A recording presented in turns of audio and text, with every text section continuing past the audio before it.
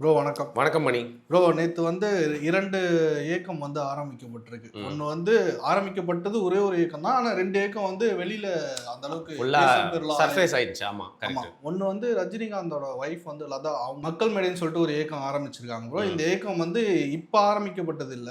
நேத்து ஆரம்பிக்கப்பட்டது இல்ல. இந்த இயக்கம் ஆல்ரெடியே இருந்ததுதான். நேத்தி தான் அந்த வீடியோ வந்துச்சு. அதனால மக்கள் கிட்ட அது பரவாயில்ல போயிடுச்சு. ஆமா ஆமா. ஃபர்ஸ்ட் ஆஃப் ஆல் அண்ணாமலை அவர்களே அந்த அமைப்பு பத்தி பேசலாம். வி த லீடர்ஸ் ஃபுல்லா ட்ரெண்ட் ஆயிட்டு இருக்கு. இன்னும் ப்ராப்பர் நேம் அப்படிங்கிறது வைக்கல. நிறைய பேர் ரொம்ப ஃபன்னியா அண்ணாமலை ஜனதா கட்சி, ஏஜேபி அந்த மாதிரிலாம் போட்டுக்கிட்டு இருக்காங்க. பட் இன்னும் அதிகாரப்பூர்வமாக எதுவும் சொல்ல. அண்ணாமலை அவர்கள் ரொம்ப நாளாக பார்த்தீங்கன்னா ஒரு அதிருப்தியோட பாஜகவில் வந்துட்டு இருந்தார். அது மட்டும் இல்லாமல் அதிமுக கூட்டணி சேர்ந்தப்போ அவருடைய முகம் நிறைய இடங்களில் சரியில்லை. கட்சியில் பார்த்தீங்கன்னா மேல்மட்ட தலைவர்களால் ஒதுக்கப்படுறது மட்டும் இல்லாமல் நிறைய அதிருப்தியில் இருக்கார். எப்போ வேணால் கட்சி விட்டு விலகலாங்கிற பேச்சு இருந்துச்சு. இதில் குறிப்பாக எலெக்ஷனுக்கு முன்னாடியே இவர் ஒரு தனி கட்சி தொடங்கிறதுக்காக ஒரு ஃபார்ம்லாம் ஃபில்அப் பண்ணி டிஸ்ட்ரிபியூட் பண்ணார். அப்புறம் அமித்ஷா கூப்பிட்டு இவர் திட்டினார் அப்படிங்கிற மாதிரி செய்திகள்லாம் வந்துச்சு. இந்த சூழ்நிலையில் அண்ணாமலை எப்போ வேணால் கட்சியை விட்டு போகலாம். குறிப்பாக தேர்தல் முடிவுக்கு அப்புறமா விஜய் முதல்வர் ஆனதுக்கப்புறம் அண்ணாமலைக்கு இங்கே ஒரு ஸ்கோப் இருக்கிறதாவே அண்ணாமலை ஆதரவாளர்லாம் பார்க்க ஆரம்பித்தாங்க. ஏன்னா உங்களுக்கு தெரியும், இப்போ இருக்கலே ரொம்ப ஒரு கேவலமான நிலைமையில் இருக்கக்கூடிய ஒரு கட்சினா அதிமுக தான். அதிமுக முன்னாள் அமைச்சர்கள் நம்ம பேசிட்டு இருக்கும்போது டிவிக்கு ஆஃபீஸ்க்கு ஹெட் குவார்ட்டர்ஸ்க்கு வெளியில் கேட் எப்போ திறப்பாங்கன்னு சொல்லி காத்துட்டு இருந்து உள்ள முண்டி அடிச்சுட்டு பிளாக்ல டிக்கெட் வாங்குற மாதிரி தடிக்க விழுந்து உள்ள போயிட்டு இருக்காங்க. ஸோ அந்த அளவுக்கு அதிமுகவுக்கு ஒரு ஸ்கோப் இல்லாமல் போயிடுச்சு. அடுத்து பார்த்தீங்கன்னா திமுக எதிர்கட்சியாக இருந்தாலும் ஒரு எதிர்கட்சி தலைவர் அப்படிங்கிறப்போ உதயநிதி ஸ்டாலின் சட்டமன்றத்தில் ஓரளவுக்கு விஜய் முன்னாடி பெட்டராக தெரியலாம் பேசுறதுனால. ஆனால் விஜயோட இமேஜை மேட்ச் பண்ணுறதுக்கு உதயநிதி ஸ்டாலின் எப்போவுமே கொஞ்சம் கஷ்டம்தான். இப்போ விஜய் வர்சஸ் அப்படின்னு ஒரு லீடர் வர்றப்போ இன்னைக்கு சீமான் ஒரு பேச்சாளர், அவருக்கு மக்கள் மத்தியில் ஒரு வசீகரம் இருக்குது, ஒரு பேச்சை கேட்பாங்கன்னு சொன்னால் கூட சீமானுடைய கட்சி இன்னைக்கு ஒரு அகலபாதாள லெவலில் இருக்குது, 4% இருக்காங்க. ஸோ விஜயை எதிர்த்து ஒரு தலைவரை உருவாக்கணும்.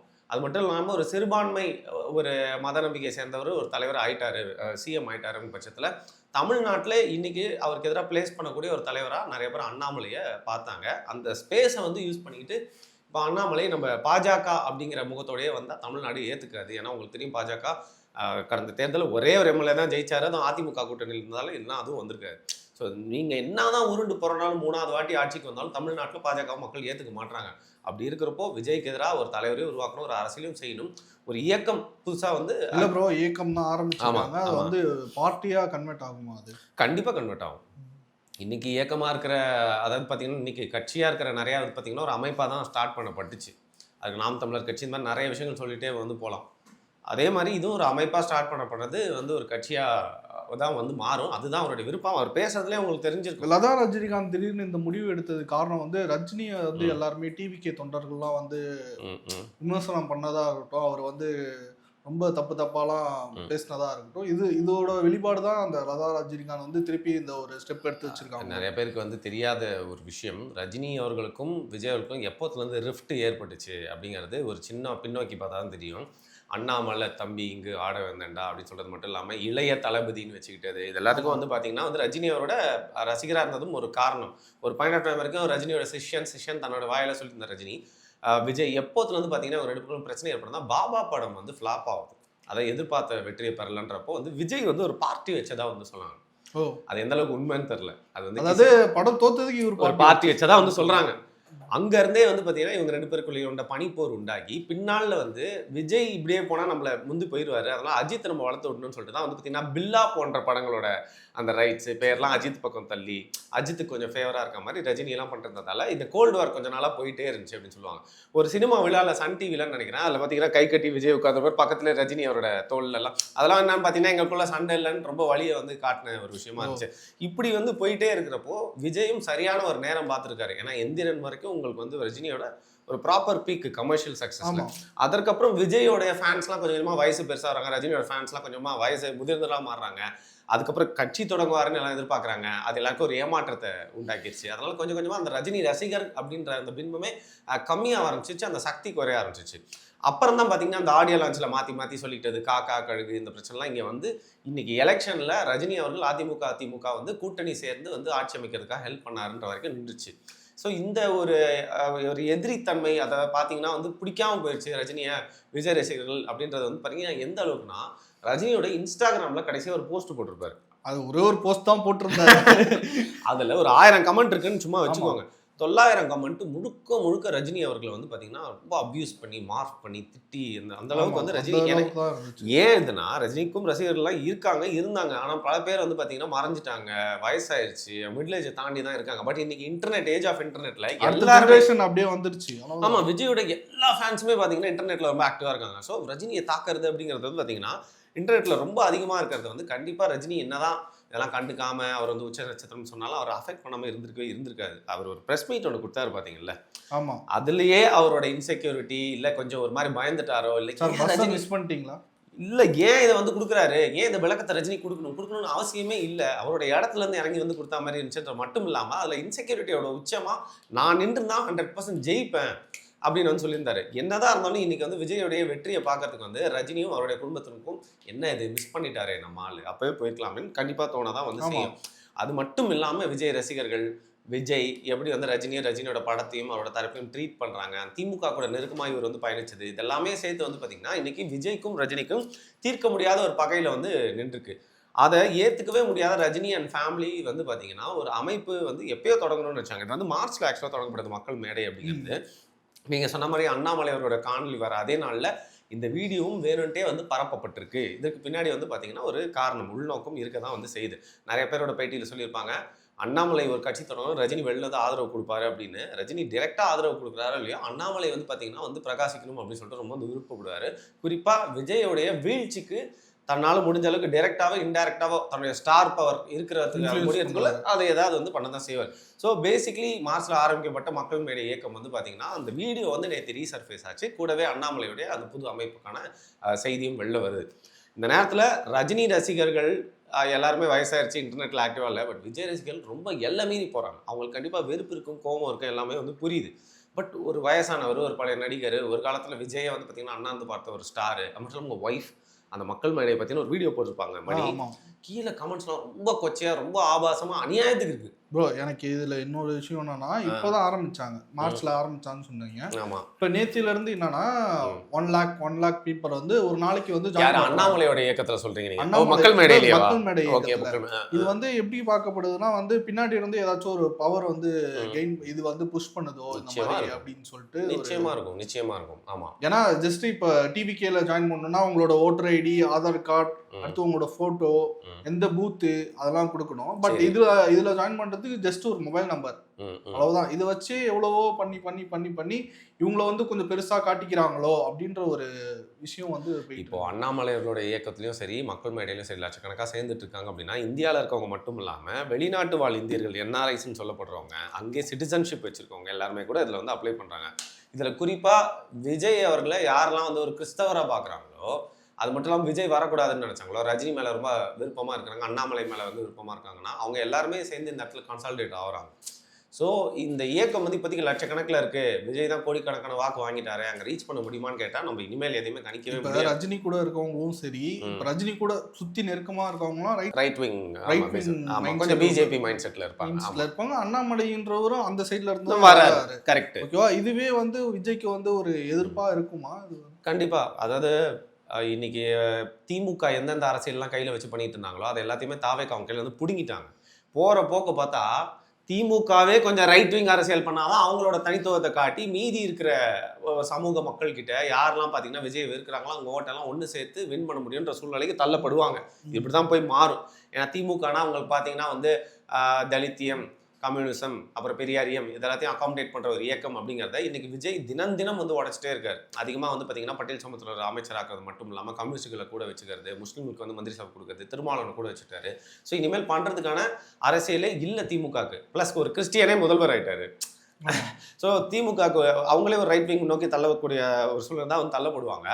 அப்படி இருக்க சூழ்நிலையில் இந்த மாதிரி ஒரு ரஜினி ரசிகர்கள் எல்லாமே அண்ணாமலைக்கு ஆதரவு கொடுக்குறது, அண்ணாமலைக்கு ஒரு விதமான ஆதரவு பெறுகிறது அப்படிங்கிறது நேச்சுரலாக வந்து நடக்கும் தான். ஏன்னா எல்லா விதமான சித்தாந்தங்களும் வந்து பார்த்திங்கன்னா சர்வே ஆகும். அதில் குறிப்பாக 2 எப்போவுமே போலரைஸ்டாக இருக்கும். அந்த 2 தான் எப்போவுமே ஆக்டிவாக இருக்கும். ஸோ விஜய் வந்து கொள்கை ரீதியாக அவரோட கட்சி அப்படின்னு காமிக்கலாம் கூட அவர் அகாமடேட் பண்ணுற விஷயம் எடுத்தோன்னு பெரியார் திடலுக்கு போனது, அம்பேத்கரை முன்னிறுத்தது, இதெல்லாம் பார்க்குறப்போ வந்து இன்னொரு டிஎம்கேவுடைய மாடர்னைஸ்ட் வெர்ஷனாக தான் தன்னை காமிச்சுக்க விரும்புகிறாரு. தமிழ் தேசியம் ஒரு கண்ணுன்னு சொன்னாலும் பெரும்பான்மை ஒரு திராவிட கட்சியாக தான் தாவேக்கா இருக்குது. அப்பேற்பட்ட சூழ்நிலையில் அதுக்கு எதிராக வந்து பார்த்தீங்கன்னா ஒரு கன்சல்டேஷன் அப்படிங்கிறது அண்ணாமலையோட தலைமையில் ஒரு ஏற்படுத்துகிறாங்க. அது எந்த அளவுக்கு விஜய் வீழ்த்துற அளவுக்கு இல்லை விஜய் சேலஞ்ச் பண்ணுற அளவுக்கு போமான்றதை நம்ம பொறுத்து தான் பார்க்கணும். இது இப்படி தமிழ்நாட்டில் இது ஒரு சைடில் போயிட்டு இருக்கும்போது நேஷனல் லெவலில் வந்து காக்ரோச் ஜனதா பார்ட்டி ப்ரெஸ் மீட்லாம் வச்சு போன ஒரு 3 நாளைக்கு முன்னாடி ப்ரெஸ் மீட்லாம் வச்சாங்க. திடீர்னு இப்போ நீ காலைல கூட ஏதோ ஒரு அது ஜந்தர் மந்தர்னு சொல்லிட்டு டெல்லியில் வந்து பார்த்தீங்கன்னா வந்து ஒரு பெரிய போராட்டத்தை அறிவிச்சிட்டு இந்த அபிஜித் திப்கேவை பற்றி நம்ம பேசினோம், ஞாபகம் இருக்கா? வெளிநாட்டில் இருந்து இதை வந்து பண்ணுறாருன்னா அவர் கரெக்டாக இன்றைக்கி வந்து ஏர்போர்ட்டில் இறங்குறாரு டெல்லியில். இந்த போராட்டத்தை இது பண்ணியிருந்தாங்க. இந்த போராட்டம் வந்து வைட் ஸ்ப்ரெட் வேர்ட் ஆஃப் மவுத்தில் ஸ்ப்ரெட் ஆகி எல்லாருமே ஒரு ஆயிரக்கணக்கான இளைஞர்கள் வந்து ஜந்தர் மந்தரில் கூடி வந்து போராட்டம் பண்ணிட்டு இருக்காங்க. இதில் ஸ்போக்ஸ் பர்சன் சௌரப்னு ஒருத்தர் பையன் இருக்கார்ல, இந்த அபிஜித் திப்கேக்கு முன்னாடி இவர் தான் ப்ரெஸ் மீட்லாம் கொடுத்துருந்தார். ஸோ அன்றைக்கி பேசுகிறப்ப நம்ம காக்ரோச் ஜனதா பற்றி நீயும் நானும் பேசியிருந்தோம். ஒரு பேஜ் அது.